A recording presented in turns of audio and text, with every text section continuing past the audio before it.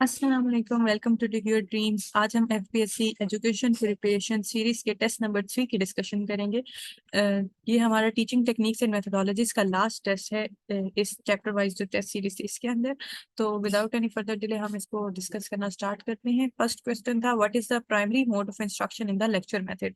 Lecture method जो था उसके अंदर टीचर्स आता है क्लास में, अपना जो कंटेंट होता है उसको प्रेजेंट करता है और स्टूडेंट्स उनको पैसिवली उनको सुनते हैं और नोट्स वगैरह लेते हैं। तो प्राइमरी मोड ऑफ इंस्ट्रक्शन जो है वो टीचर की प्रेजेंटेशन आ जाता है, इंटरेक्शन वगैरह इसके अंदर नहीं होता। Which of the following best describes the lecture method. Lecture method हमारे पास एक टीचर सेंटर्ड अप्रोच है। What is the main challenge of lecture method in terms of student engagement. क्योंकि इसमें स्टूडेंट पैसिवली इंफॉर्मेशन रिसीव कर रहे होते हैं और उनकी इतनी ज्यादा एक्टिव पार्टिसिपेशन नहीं होती, तो उनका इंटरेस्ट और अटेंशन मेंटेन करना एक चैलेंज होता है, क्योंकि थोड़े टाइम बाद उनकी अटेंशन जो है उसका जो पीरियड है वो डाउन होना स्टार्ट हो जाता है और वो इस उस तरह से अटेंटिवली लेक्चर को नहीं सुन पाते। Which of the following is a common feature of lecture method. Common feature of lecture method हमारे पास वन वे कम्युनिकेशन है, क्योंकि इसके अंदर teacher is the main person जो कि बोल रहा होता है और मटेरियल कंटेंट वगैरह डिलीवर कर रहा होता है। What can teachers do to make lectures more interactive. अब अगर हम लोगों ने लेक्चर्स को ज्यादा इंटरेक्टिव करना है तो हम उनके अंदर questions, discussion, activities during the lecture अगर इनकॉर्पोरेट करते हैं तो उससे जो अटेंशन लेवल है ऑडियंस का उसको इंक्रीज किया जा सकता है। What is the main focus of presentation method. Presentation method में हम लोग लेक्चर के साथ एक कोई ऑनलाइन मतलब डिजिटल या फिर नॉन डिजिटल जैसे चार्ट्स या मॉडल्स वगैरह की फॉर्म में प्रेजेंटेशंस को इंक्लूड कर सकते हैं। इससे क्योंकि विजुअल मोड भी इन्वॉल्व हो जाता है तो ऑडियंस का अटेंशन स्पैन इंक्रीज हो जाता है और इंफॉर्मेशन को हम ज़्यादा इफेक्टिवली ऑडियंस तक डिलीवर कर सकते हैं।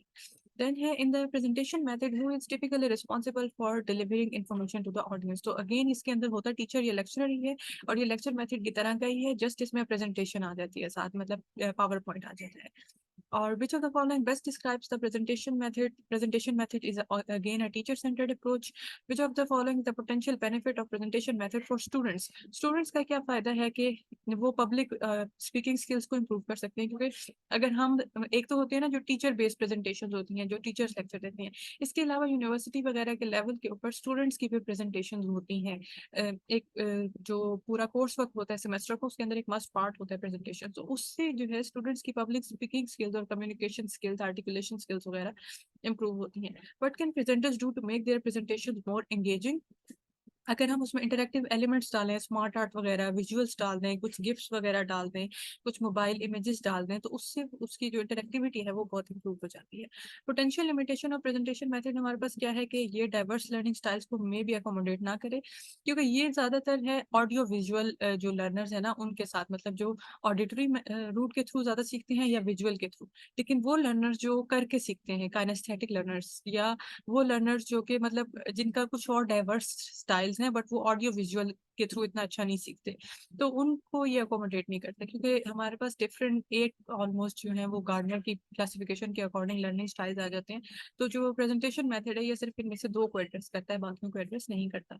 ये responsibility of audience presentation method में क्या है कि वो एक तो अच्छा फीडबैक दे, एवेल्युएशन दे, क्वेश्चनिंग वगैरह करें, ताकि जो प्रेजेंटर है उसको भी आइडिया हो कि उसकी बात सुनी जा रही है। What is the primary role of audience in the presentation method? Observer who listens the presenter। और को प्रेजेंटर को असिस्ट ये वाली नहीं होंगे हमारे पास। को प्रेजेंटर जो है वो ऑडियंस नहीं होते, एक्टिव पार्टिसिपेंट डिस्कशन के अंदर नहीं होते। एट द एंड में भी हो कोई क्वेश्चन आंसर का session, but during the session इतना कोई ज़्यादा डिस्कशन नहीं होती। और ग्रेडिंग जो है वो भी ऑडियंस नहीं करती, अगर कोई टीचर्स वगैरह हो या कोई एवेलुएटर हो तो वो ग्रेड करते हैं। तो बेस्ट ऑप्शन यहाँ पे यही है इसकी। In the discussion method what role do students typically play. अब डिस्कशन मेथड जो है उसमें स्टूडेंट्स आपस में एक ग्रुप्स में बैठ के टॉपिक्स को डिस्कस करते हैं, तो they are active participants in the dialogue. What is the key characteristic of discussion method. यहाँ पे कोलैबोरेटिव एक्सचेंज ऑफ आइडियाज होता है, कोलैबोरेट करते हैं, आइडियाज को आपस में एक्सचेंज किया जाता है। और रोल ऑफ टीचर जो है वो फैसिलिटेटर और गाइड और मॉडरेटर का होता है यहाँ पे। और टीचर्स जो है उनका ये काम होता है कि वो इंश्योर करें कि how to make the discussion remains productive and on topic. तो उसके लिए ये जरूरी है कि एक तो वो क्लियर ऑब्जेक्टिव्स और गाइडलाइंस को रखें डिस्कशन के लिए, और जहां भी डिस्कशन आउट ऑफ ट्रैक जाने लगे तो उसको वापस वो ट्रैक में ले आए। What is the potential limitation of discussion method के इट में not accommodate diverse learning style, क्योंकि इसमें सिर्फ ऑडिटरी मोड इन्वॉल्व है, विजुअल भी इतना कोई खास इन्वॉल्व नहीं है, तो इस वजह से इसमें भी डाइवर्स लर्निंग स्टाइल्स को अकोमोडेट करना मुश्किल हो जाता है। In which teaching method is active participation of students through dialogue and debate central component. तो ये हमारे पास डिस्कशन मेथड आ जाता है। Primary role of students in the discussion method, ये एक्टिव पार्टिसिपेंट्स होते हैं डायलॉग के, और primary responsibility of teacher in the discussion based classroom, जैसे हमने पहले भी देखा था कि उन्होंने मीनिंगफुल डायलॉग और क्रिटिकल थिंकिंग को फैसिलिटेट करना है। बेसिकली टीचर का काम फैसिलिटेटर का है, गाइड का है, कंट्रोलर का है, कंट्रोलर ऐसा नहीं, मॉडरेटर का हम कह सकते हैं। Then what is the primary focus of lecture demonstration method? Lecture demonstration जिसके अंदर हम कोई डायरेक्ट एक्टिविटी जैसे कि लैब एक्सपेरिमेंट्स वगैरह या टेस्ट सेक्शंस और इस तरह की चीजें करके दिखाते हैं, साथ में लेक्चर भी देते हैं। तो इसमें जो प्राइमरी फोकस है उसमें हम इंफॉर्मेशन को डिलीवर करते हैं अलॉन्ग विद डिमॉन्स्ट्रेशन। जैसे हम पहले टाइट्रेशन की थ्योरी बता देंगे, फिर एक टाइट्रेशन के एक्सपेरिमेंट करके दिखाएंगे और फिर स्टूडेंट्स को हैंड ऑन प्रैक्टिस देंगे। लेक्चर डिमॉन्स्ट्रेशन मेथड में अगेन जो चीजें हैं वो कंट्रोल ऑफ टीचर के अंडर होती हैं, तो ये एक टीचर सेंटर्ड अप्रोच है। What is the potential benefit of lecture demonstration method for the students? इनकी एक्टिव पार्टिसिपेशन होती है in lecture demonstration. What should students do to maximise their learning experience? They should actively participate in the demonstration. अगर आप पीछे बैठ के बस सुनते रहेंगे पैसिवली, कुछ पार्टिसिपेट नहीं करेंगे, तो फिर आपको उसका एडवांटेज नहीं होगा। Which of the following is a common feature of lecture demonstration method? तो लेक्चर डिमॉन्स्ट्रेशन एक टीचर सेंटर्ड अप्रोच है। How should teachers select content for their lessons? Teachers को जो कंटेंट सेलेक्ट करना है लेसन्स के लिए, तो वो उनके करिकुलम गोल्स और स्टूडेंट नीड्स, इन दोनों चीज़ों को माइंड में रख के होना चाहिए। रैंडमली या सिर्फ ये नहीं है कि टेक्स्ट बुक है आपने इसको शुरू से आखिर तक खत्म करना है। आप उसमें, आप तो टेक्नोलॉजी की वजह से मटेरियल बहुत सारा ऑनलाइन अवेलेबल है, तो करिकुलम गोल्स को और स्टूडेंट्स नीड्स को रखते हुए व्यू पॉइंट में आप डिफरेंट मटेरियल्स को सेलेक्ट कर सकते हैं। How can teachers ensure that assignments are engaging and aligned with the learning objectives?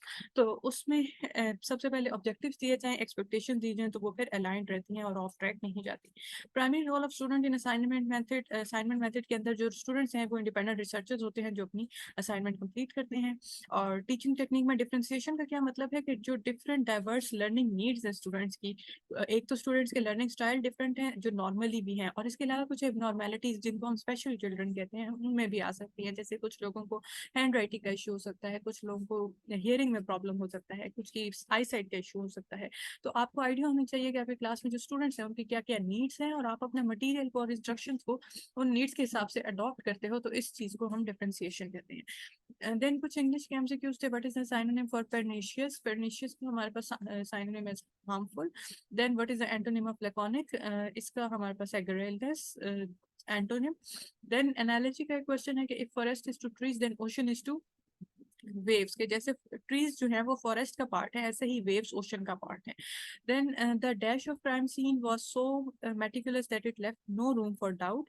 So the preservation of crime scene, मतलब वो इतने अच्छे से प्रिजर्व हुआ था कि कोई भी उसमें शक की गुंजाइश नहीं थी। She had dash the book before she could discuss it, तो she had read the book before she could discuss it. Read की क्योंकि सेकंड फॉर्म भी रीड ही होती है, उसको हम प्रोनाउंस रेड करते हैं, तो ये आ जाएगा यहाँ पे। The hotel offer dash immunities making it a popular choice among travellers. तो इसकी करेक्ट ऑप्शन आ जाएगी लेविश। लेविश एमेनिटीज जो है हमारे पास होटल में प्रेजेंट थी। He was charged with theft and sentenced to 5 years in the prison. She danced so gracefully that the audience was left in awe. What is the synonym of penchant? The synonym of penchant is fondness and antonym of ephemeral is enduring. ठीक है। और उसके बाद हमारे पास एक और यहाँ पे एनालॉजी का क्वेश्चन है कि if marathon is to endurance then sprint is to speed।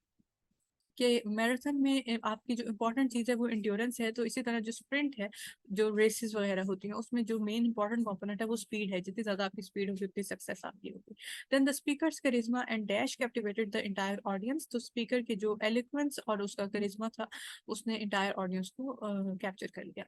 So that's all about today's test. Hopefully it was helpful. अगर आपको कोई भी डाउट हो तो you can ask any time in the comment section, या आप मुझे पर्सनली भी कॉन्टेक्ट करके डिस्कस कर सकते हैं।